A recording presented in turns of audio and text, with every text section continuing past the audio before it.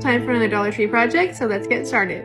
Okay, for this project you're going to need 2 embroidery hoops. I'm actually just using the inner ring of the hoops, and you need one that's larger than the other, so you have one that's slightly smaller. First thing we're going to do is add some glue on the outside of the inner ring. And then we're just going to go ahead and attach it there. Next, you're going to need a Dollar Tree mop, or you can use white yarn. All I had was a mop on hand, so I'm using this. You're going to go ahead and take out the mop pieces one by one, like this. Once you have the mop pieces separated, you're going to go ahead and start gluing them all the way around. So you're just going to start the end there, and then you're going to add some glue along the edge, and then wrap the yarn around it.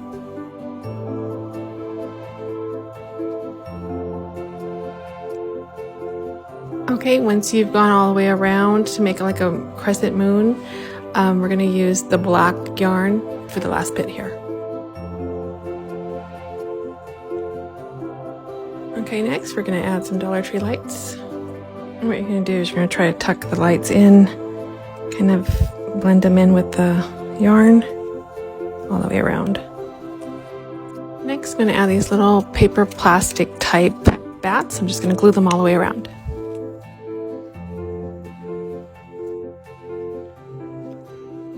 And that's it. Now you have a moon-shaped wreath with some bats, and most of these items you can find at Dollar Tree.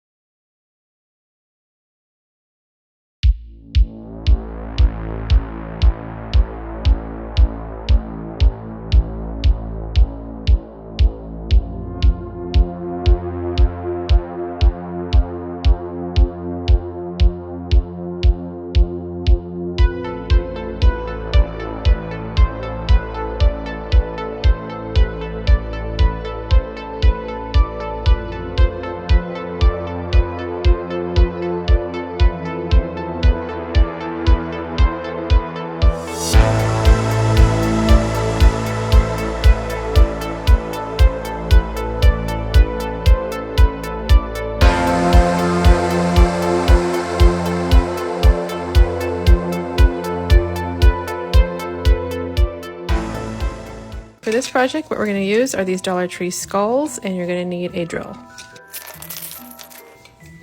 What we're going to do is you're going to go ahead and drill a hole in the back of the skull. Okay, you're going to need to do 10 skulls with the holes in the back, and the holes need to be big enough to insert the lights. These are Dollar Tree lights, so just make sure that your hole is big enough to insert this. Okay, next you're just going to put the light in the hole, and if you need to, you can put a little bit of glue on the outside there to secure it.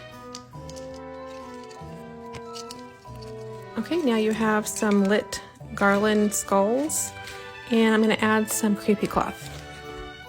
Okay, so I just cut a strip of the creepy cloth, and I'm going to wrap it around the wire to conceal it a little bit.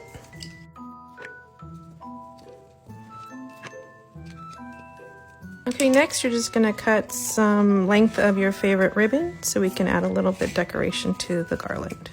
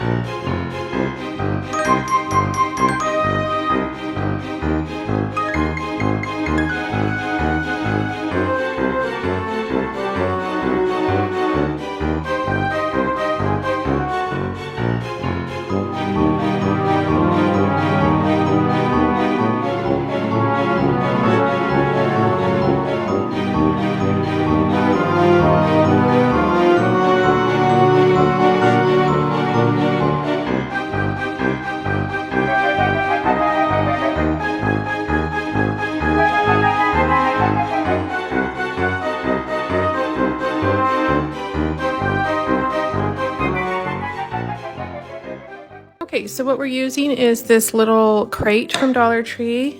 the foam blank dice from Dollar Tree, and also a small canvas, flat canvas from Dollar Tree. We're going to be using a sublimation print. I just printed this on my sublimation printer, and a easy press. To start, I'm just going to go ahead and cut out all the images. Okay, to sublimate on canvas, we're going to need a laminate pouch. This is just a pouch that you would put through a laminating machine. I'm going to go ahead and tear it in half, and then we're going to cut it down to size. And I want it to be the size of this canvas. Okay, so with the laminate pouches, you need to make sure that you have the matte side down. That means the shiny side is up. And we're going to just test this at 395 for 30 seconds. Be sure to put a good amount of pressure down. And it looks pretty good after a couple of tries at it. Just, you know, experiment because it might vary depending on what brand you're using. Okay, now I'm going to go ahead and trim. Okay, next we're just going to get the sublimation design to the very top edge there to make sure it fits, and then tape it down. Okay, go ahead and flip the butcher paper over.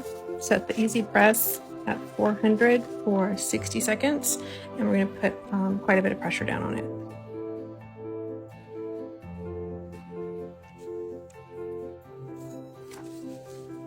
Okay, next I'm just going to go ahead and spray paint this little crate with this bare black matte paint. The dies have this little label on here. What I'm doing is kind of erasing it a little bit, and then I'm going to paint over it. Okay, I just brushed a little bit of chalk paint over that just to lighten it up a little bit, just on that one piece. Okay, next I'm just placing the little candy corn numbers on top of the dice. I'm going to tape it down, and then we're going to press it for 60 seconds at 400 degrees. And there you have it. We sublimated on the die. I'm going to repeat that process for all 6 sides of both dies. Okay, so all I did was I hot glued the bottom of the crate to this, the sign that we made, and then now it's just time to put in the dice so we can count down the days until Halloween.